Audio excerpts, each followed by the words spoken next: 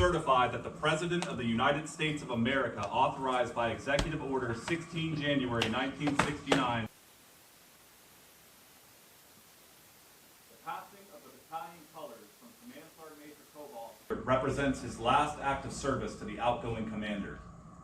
The passing of the colors from Colonel Stewart to the senior commander, Colonel Mandrell, symbolizes that the command is never without leadership, and that the authority of leadership can only be passed on from the senior commander.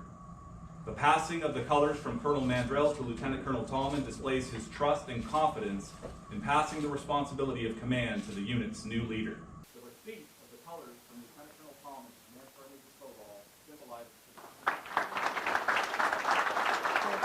Go get him. Ladies and gentlemen. Come on, Tyler. Smile, would you? Yeah.